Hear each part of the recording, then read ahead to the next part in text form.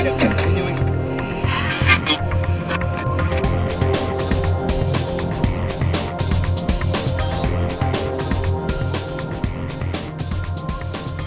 Erin, I'm glad we're going to take a different approach to understanding solar technology because, I mean, aside from understanding electron distribution and AC, DC and all that technical stuff. Which right? you sound like you know what you're talking about. And we're not talking about the music. Now, there's some very interesting developments in incorporating both solar technology and art in something called architectural glass. And it's beautiful. It's beautiful, it's practical, and it's actually doing a lot of things, including saving birds. So, I mean, it's really satisfying on many different levels. But we want to have the expert here in studio. And we have her here. We're so lucky. Yeah. We have Sarah Hall here, and she is with Sarah Hall Studios. And radio doesn't do this justice, so you definitely want to check out the video version of this interview because we're going to showcase Sarah's artwork on the video on our website, realestatetalkshow.ca. But let me get back to introducing Sarah Hall. So, Sarah, welcome to studio. Thank you very much. Delight to be here. Thrilled to have you here. I mean, you're such a talent, but you love what you do, and it's magnificent, it's beautiful, but it's also paving the way. I mean, it's something that here in Canada, look what you're doing. I mean, it's common in Europe, right, Simon? This is something that they've already been doing. And finally, here in our own backyard, it's becoming the norm. I would say it's certainly an emerging practice, architectural practice here in Canada, but it is such a smart and elegant and beautiful way to build that we've just got to jump on it. All right. So let's go back so our listeners understand what we're talking about. Let's go back to the beginning. And how did you get involved with architectural glass? And then you can explain what architectural glass actually is.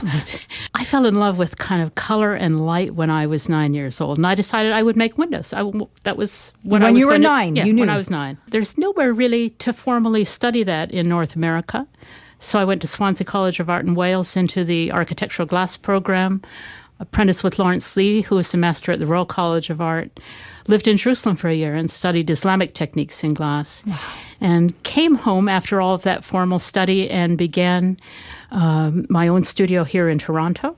In a sense, the techniques we had at that time were the classical techniques of leaded glass, and so you could really aptly apply stained glass to that. Since then, I've developed, along with my fabrication studio in Germany, terrific new techniques that allowed the solar integration into the work. Okay, so can you explain that a little bit? I'm sure our listeners will understand when you're talking about the stained glass lead technique. I mean, that's been around for a long time. People can picture stained glass windows. Exactly. Yeah. But let's talk about the new advancements in terms of what you're doing and the technology along with that. We used to have these tiny little kilns, like 2 feet by 2 feet. We'd fire our little pieces of glass and lead the panel together. Now we have massive kilns that are kind of 20 feet by 20 feet. Wow. We fire huge architectural pieces. So that's like the size of a garage, Simon. Yeah, it is. That's big. But these kilns are actually only available in Germany, and that's why it's one of the reasons I'm working there. We also have great ties with the glass industry. It means that we can temper our glass. We can make our paintings a safety glass. All of the things we can bring films on to bring heat mirror technology, and we can introduce solar. So let's give them a visual of what this really means. And, we say architectural glass. I think a lot of people wonder what the heck are we talking about other than pretty windows. So imagine, if you will, a commercial building of some sort, a school, an embassy, an office tower. And now you have, instead of regular glass, you have actually solar panel glass that's collecting heat, collecting energy rather. And at the same time, visually, it could be whatever you want. It could be the most beautiful see-through glass that's collecting energy, that has the art capability, and as well is also, we talked about protecting birds because there's no more reflective glass that they can't see. They're seeing something tangible, so they can avoid it. Yeah. So it really is accomplishing a lot of things at once. One of the reasons I did it was because people complain all the time about how solar is ugly. Yeah. And so I thought, if you can make it beautiful, we're going to stop those complaints and we're going to engage people. We are going to tell a new story about how we live. But I think it's important to mention, because Simon, you had said earlier, I mean, all the benefits to it. And I love that you point out the birds, because that's a really big one. They actually now can see something, a reflection, or that there is something there so that they don't fly into it. But I also think you mentioned too about heat. But really what is important about this, it actually keeps the buildings cooler inside because it reflects the heat. And I think there's a misconception that people don't realize. But, that just saves on, again, air conditioning costs, right? So I mean, these are big buildings, of course, and a lot of energy using up to be able to keep them cool in the summer months. Obviously, the first project was UBC in North America, and since then you've done many other projects. That's right. Grass Valley Elementary School in Washington. The architect called and said, I'm doing a public school. I've got all kinds of green initiatives. I've got a green roof. I've got windmills and so on. And every time I talk to the solar people, they're going to put it on the roof and the kids won't see it. So he said, can you make me a beautiful window that teaches them about solar energy? And I said, sure, I can.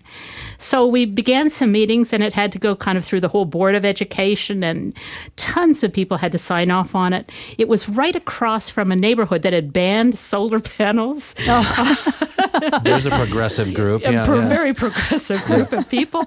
In the end, they have this wonderful sense of ownership, and they love their work. We've had no vandalism. The color and light comes through in really dramatic way, and the kids very easily and in a straightforward way learn about solar energy. Which is and wonderful. There's a beautiful, quiet little place in the stairs where it's kind of a very soft pink light. And the principal told me she brings all of her difficult parents there. It's kind of what they do in the penitentiaries, isn't it? They paint their room pink. The big room. Sarah, tell us about the scale of your projects, because I'm not sure for people at home that are listening or they're going to be watching this video and see firsthand your beautiful artwork. I have almost 1,000 projects right now. So you're talking small to big. We are talking. Okay. We are talking small to big. I've done some of the biggest projects in North America. Sometimes it wraps the whole glazing of a building. I love how humble you are. I do. It's just so endearing. How do you know what you're going to put on that building? Do you just stand there and look at it and go, all right, I got it? The buildings kind of call out to me, and they say, it needs a particular kind of color, a particular treatment of light. I need to really look at what's going to happen on the inside. Wow. Do the people need transparency? Do they want opacity? So let me give you an All of those example. You things. did one called Leaves of Light, and that's at York University of Toronto, That's right. of course, fantastic school. And I'm looking at this right now on the computer screen in front of me, and I'm just going, it's breathtaking. I mean, Leaves of Light. You just think of that? But actually, one of the things I do want to mention then is the client's involvement. Okay. What happened was they wanted to do a kind of a fabulous new entryway for the life sciences building, and they wanted it to involve solar. The architect was planting all kinds of ginkgo leaves, and ginkgo leaves are used in climate research because they survived the last ice age. And so the ginkgo leaves and him planting the ginkgos all around the space became the subject. Talk about the water glass at the Harbourfront Centre, the On-Wave Theatre. Wow, that was an amazing project, and it wraps the entire building. I had designed a small project for them because they already had decided they would be using solar cells. Okay. And then they didn't want the solar cells to look ugly. So they called me and said, Sarah, we want this to look beautiful. And I designed a small project for them. And Bill Boyle, the CEO of Harbourfront, then said, no, wrap the whole building. And so we did. We wrapped the whole building, and we went to Dennis at N-Wave and said, would you like to sponsor this? He said yes immediately. It was just amazing. And for the first time, really, as it's a world first to bring heat mirror technology along with glass painting and solar. And it means that the glass is the very highest insulation value possible. So I'm picturing almost like a 20 by 20 Rubik's Cube, and you have to assemble them? In the studio, we have massive window walls in which we put all of the painted work up. And I look at it and say, okay, we've got to change that. We have to intensify this. We bring it down, paint it again.